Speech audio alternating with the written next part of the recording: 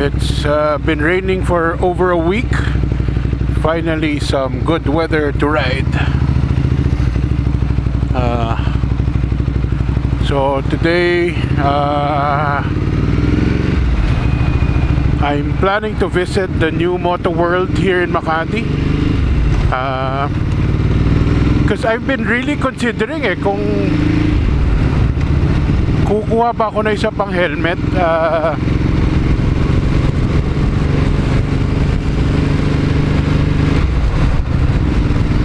What I don't have is a modular helmet, but what I'm not sure if do I want a modular, pero mukhang easier to put on din kasi.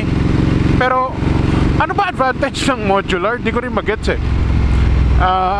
hindi mo naman siya susuotin na nakabukas. So susuotin mo rin siya parang full face. And compared to a full face, the modular is actually heavier.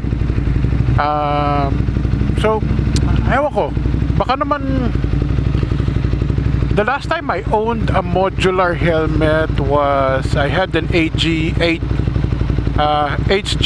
na modular. Pretty much the advantage was ang dali niya isuot kaya napaisip ako kung bakit gusto ko na isa pang helmet. I think few weeks ago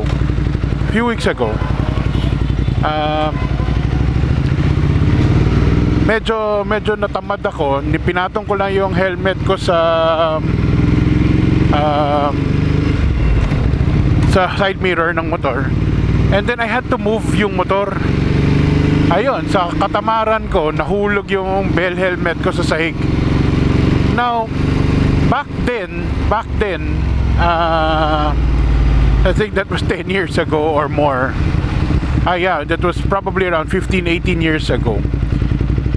Ang sabi sa amin, pag yung helmet mo nahulog more than the waist up, baka it's better to replace it na. Pero so I did some research, and according to newer helmets naman, pati yung mga manufacturers said that pag nahulog lang yung helmet, you don't really need to replace it because wala naman yung pressure from the inside of the helmet as compared kung suot mo yung helmet at nag-crash ka. Yung impact because of the pressure of your head hitting the helmet, yun yung kailangan mo nang palitan yung helmet mo pag nagkaroon ng gana. Pero kung nahulog lang, well, kung kaya mo naman mabuhay dun sa gasgas,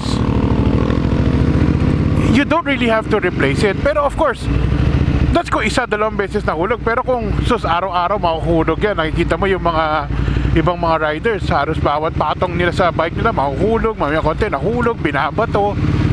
Well, pag ganon, that helmet hindi na kasing secure ng matinong helmet, no? So pag ganon ang nangyari, yun malamang palit na yun. Pero kung nahulog lang by accident once or twice, you don't really need to replace it.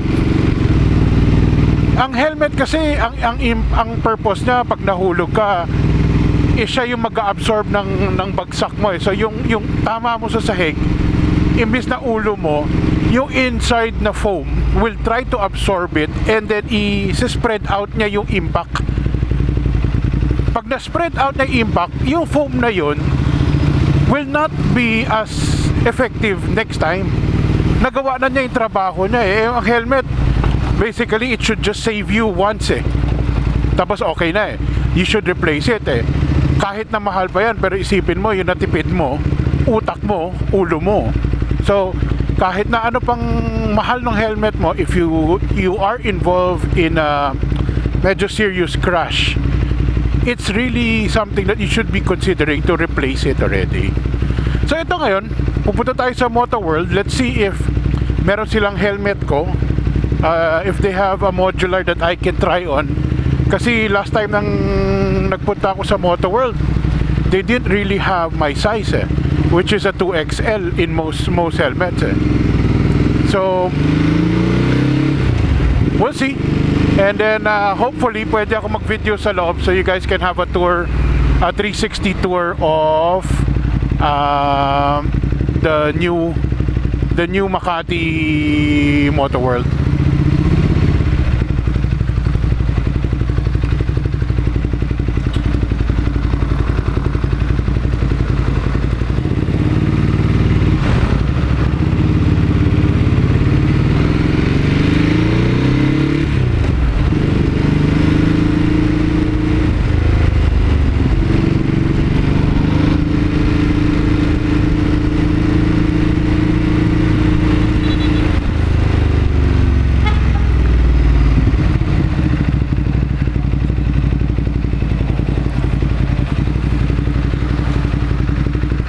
Oh, ganda ng weather ngayon.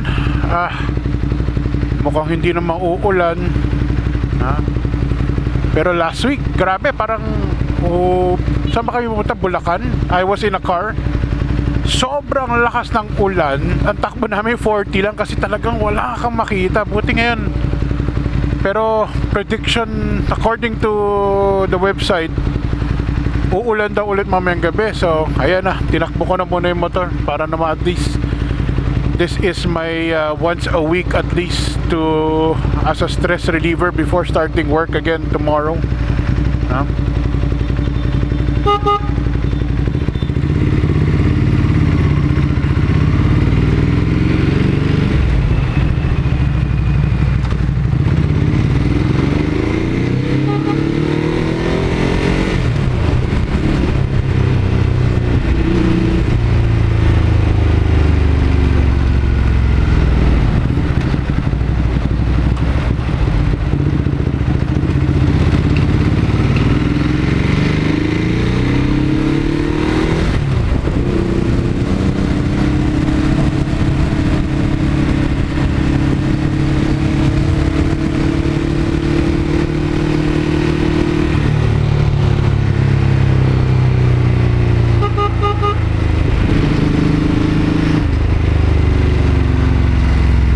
Dito talaga sa Pilipinas, if you want to survive on the road, you have to be a very defensive driver or rider. Do not presume they're not going to do it. Kung mayroong sumilip na kotse sa isang intersection or palabas, you will always presume lalabas sila.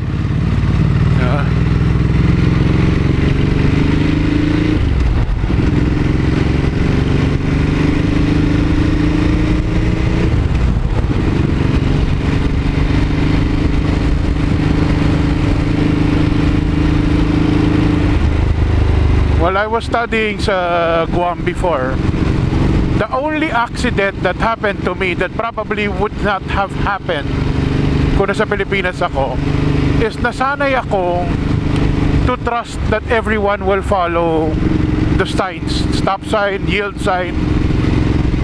Dito sa Pilipinas, wala akong tiwala. Kahit na may stop sign by intersection, I will always presume yung tao hindi sisundan yan. So when I was studying there, after years of driving there, I learned to trust that people will follow the sign. So yung isang beses na na-aksidente ako, so nakita ko na yung sasakyan palabas sa isang alley, and that was a stop sign. Ayun nga, diretso-diretso ako, nakita ko na. I did not even slow down because I knew hindi siya dapat lumabas. Lumabas. Ayun, binangga ako. The sad part, it was even a hit and run kasi tapos ako binangga, tinakasan pa niya ako because I'm not sure if they had insurance or something, pero tinakasan pa ako. So kung dito yun sa Manila, nakita ko yun, magmiminor ako kahit na nakita kong may stop sign doon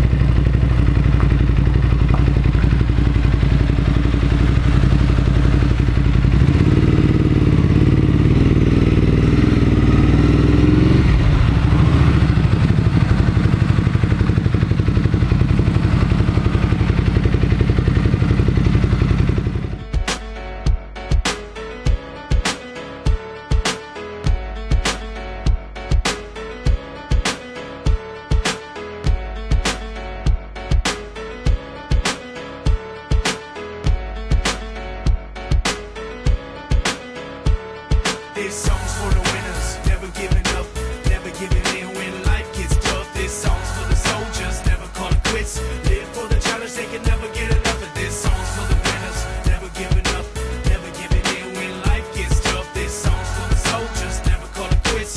Live for the challenge, they can never get enough of this. Once upon a time we were dreaming, now we're on the come up, steady scheming. We ain't got a lot, but you know we believe in what we feel in our hearts. As we reach for the ceiling, they all just frowned and shook their heads. I nodded with a smile and took their bets. Came out on top and they all on the losing end. Nothing turned out how they thought it really should have been. And I ought to thank them for real. Gave me the fire, they turned me to steel. If love is war, life is a battlefield. Headed for the sky, wonder how that'll feel. Ready to be living it, making dividends. Winning is a goal and I know that I'm getting it. My rise to the top is getting imminent. Waiting on the challengers, go ahead and send them in. This song's for the winners, never giving up, never giving in when life gets tough. This song's for the soldiers, never calling quits. Live for the challenge, they can never get enough of this. Song's for the winners, never giving up, never giving in when life gets tough. This song's for the soldiers, never calling quits. Live for the challenge, they can never get enough of this. I can see the sun's rays and they're parting the clouds. My path is so clear and I'm walking it now. I think all the haters are starting to doubt. Why they hated in the first place, it's hard to figure out where all of that came from. It's a shame, son, could've come along, but you're digging your grave. Someday we can set aside our differences, and you can chill in my villa, sipping on expensiveness, let go with the bitterness. Relax, the battle is over, let me bury the axe. Set down your blades, dull your tongues, we out of the ring, so off with the gloves, and let's shake hands like men do. I don't need to rub it in, what I've been through is clear, I'm the winner, but you can win too, if you let go of the hate, it's so simple. This song's for the winners, never giving up, never giving in when life gets tough. This song's for the soldiers, never calling quits. Live for the challenge, they can never get enough of this. Song's for the winners, never giving up, never giving in when life gets tough. This song's for the soldiers, never calling quits. Live for the challenge, they can never get enough of this. This song's for this song's for this song's for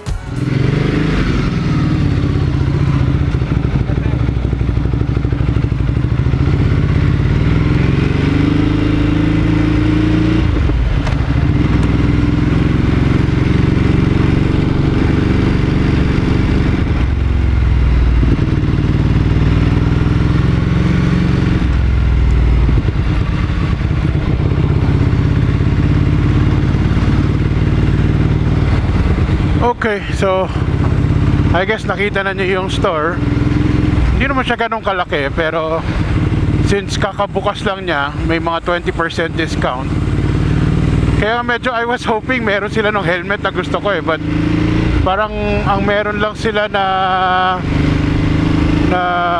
modular was I think Nolan. I was hoping meron sana nung ibang model na merong size ko, pero wala pati yung Nolan hanggang XL lang so I did bother testing.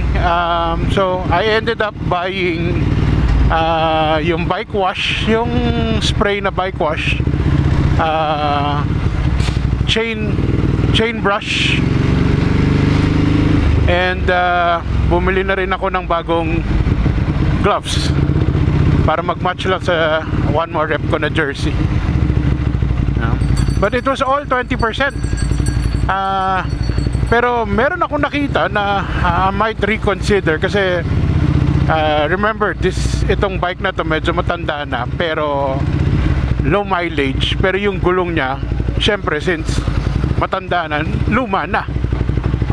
I already have dalawang mechanic nagsabi kung pwede palitan yung gulong, palitan na kahit na makapal pa. So ayun, sinisilip ko ngayon kung bibili na ba ako ng bagong gulong. Yung gusto ko na Road Tech is not available.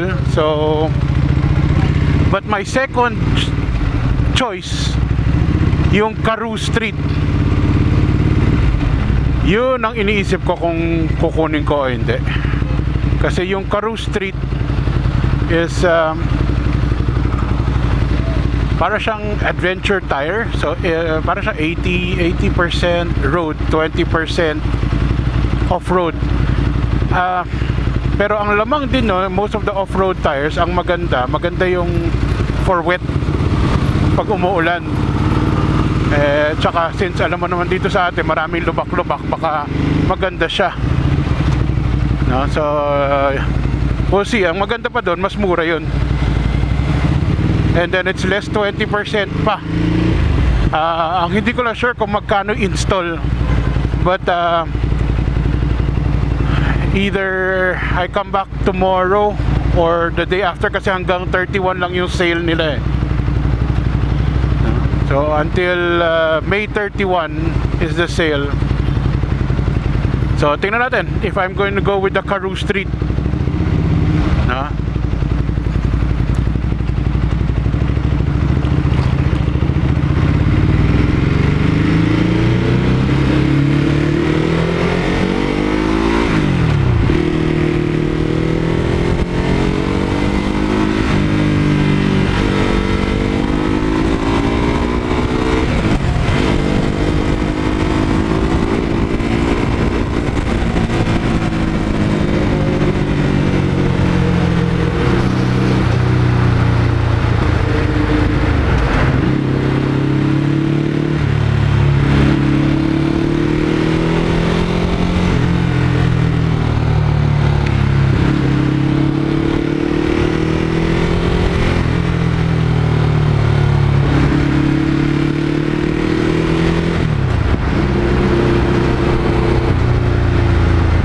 Uulan kaya?